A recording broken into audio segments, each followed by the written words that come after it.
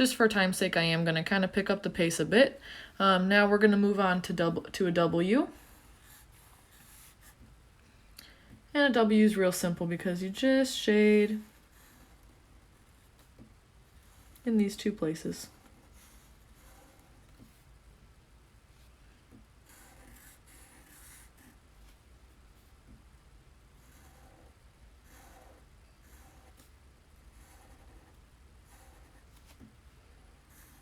And again, I kind of changed the level, you know, the depth of where I'm bringing my pen.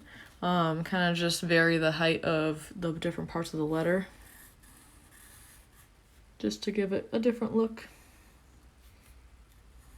And now this one I didn't fill in. Just giving you guys an example of that one. All right, now we're gonna move on to a V. I'm gonna come back up to the right side of the paper.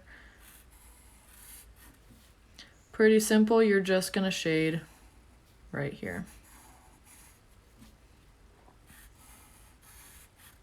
So you can do a V kind of two different ways, okay? You can make it a little more pointed at the end like I just did, or you can literally make it more like a U. It doesn't matter. You don't even have to have that first little transition line, I guess. A V looks kind of, it doesn't really look like a letter on its own, I feel like sometimes, but once it's with a word, it just blends right in. So, all right, there's our V. Again, it's not used very often, so we're not going to spend a lot of time on it. But we're going to go on to a Y. Ys are also some of my favorite one of my favorite letters to write, just because I think it's really pretty. I like making my loop real big when I come around with my pen. Just a personal preference, but there are plenty of styles where they do a real thin loop, and it's very beautiful as well. So, just as my habit and my preference.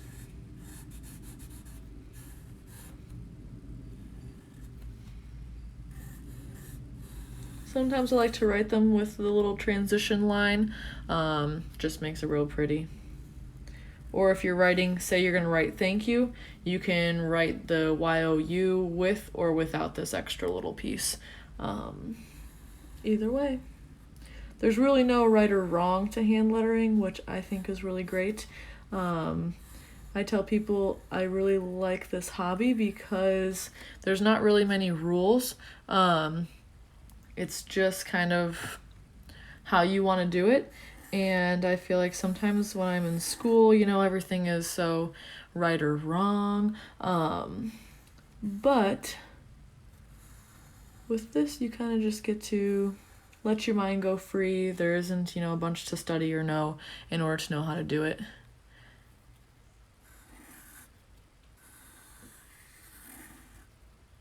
So then this last one, I'm not going to shade it. There's my Y. Alrighty. Let's move on to a U. Again, I'm going to come back up. So, just a normal U. And we're just going to shade.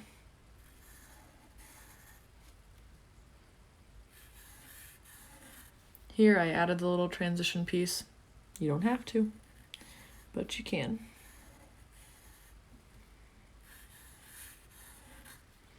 And this last one, I think I'll do one more actually that's not shaded. I'll just sneak it in here. U's are pretty simple as well. Okay.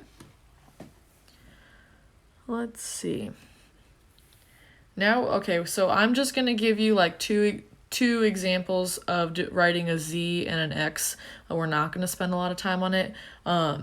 Just because you can apply just the idea of shading on the downstroke and not shading on the upstroke literally to any letter. So, I don't want to necessarily skip over them, and Alex, I know your name is spelled with an X, so we'll include it, but I'm just going fast because you can really apply it to any letter. So there's a Z.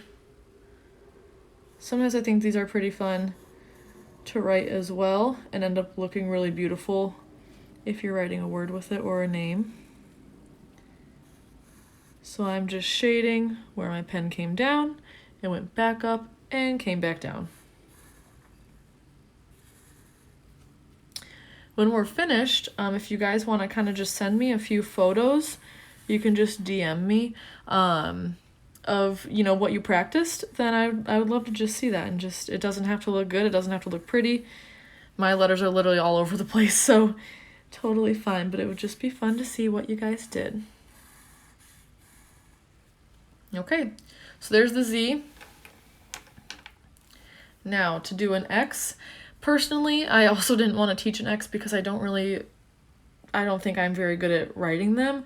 I don't actually know which place is best to shade, because technically it's both a downstroke. So sometimes I'll shade the first line that I write. Sometimes I shade the second. It really depends. I think, you know, if you were writing a word, so Alex, I'm actually going to spell your name. If you were writing a word or a name, I think it would make the most sense to shade the part of the letter that's connected to the rest of the word. It just makes it a little bit more consistent. So Alex, you can feel real special that I'm writing your name.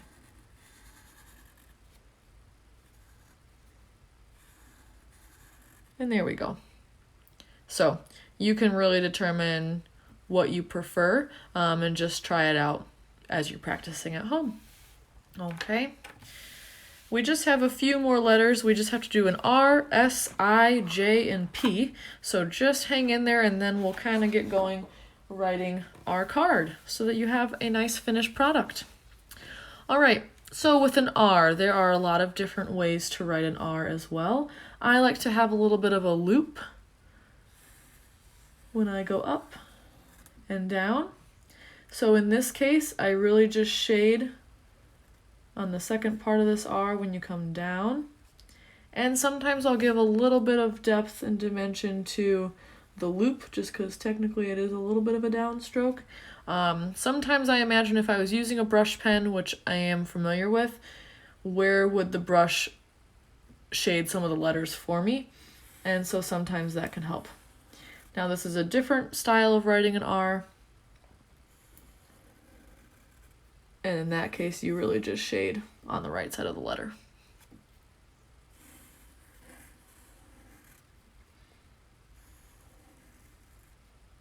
Everyone's still hanging in at home, hanging in there? Everything making sense? Let me know if you have any questions. So I'm just alternating. I think it's nice to see a few different styles, so that's why I am doing them differently. I won't shade that one just so you can see. But we'll move on to the letter S now. Again, there's a lot of different ways people write these, so it is all personal preference, but I'll show you a few, okay? So I typically just write it like that. And in that case, I just shade right here. Okay. Now, sometimes I will use this style. It really just depends on what I'm making, and I honestly have a hard time keeping my style consistent. I don't really feel like I just have one way of writing. So in that case, then I just shade kind of in between these two little loops that are on each end of it. Some people do like a mix of what I just did. They kind of make I guess this looks more like a capital S. But either way, again, it's just kind of whatever you're used to. So I'll do one more just in my typical style, and I'm not going to shade it, just to give you an idea. And there we go. All right, 3 more letters. I know you guys can do it. You're probably getting impatient, ready to just get going. We're going to do an I next, okay? So I am going to have the transition part, just so it's not just hanging there looking like half of a U. And, of course, dot your I, okay? Oh, you know what? I realized I don't have T on my list. We'll have to go through that one as well. So there's an I. Alex is crying because you wrote my name so beautifully. Also, my hand hurts. Yes, take a break if you need to stretch your hand a little bit or massage some of the muscles. That is totally fine. I actually do have to do that when I'm working on large projects. So an I is really simple. This is what it looks like if you don't use the transition part. So there you go. Pretty simple. I am going to actually show you how to write one letter in cursive, and it's a capital I, because I think sometimes it can be kind of challenging. So when I write my capital I guess you can just watch me do it. I kind of do this like, I don't know, sometimes it looks like a T, I think, sometimes it looks like a J, I don't know. I just think that it's the best way, or not the best way, but like I prefer to just write it like this, because every other style that I've tried, it just doesn't work out. I can't get it to look very good. So that's just a bonus point. Alrighty, two more. We're gonna move on to a J. I think J's are really fun to write as well. Anything really with a loop I think is really beautiful, and I have fun writing it.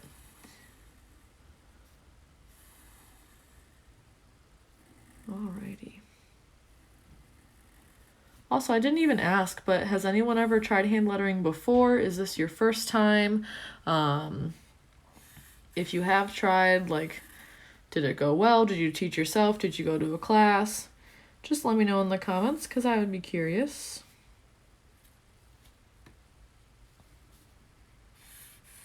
And the last one I'm not gonna shade just so you can see that second style.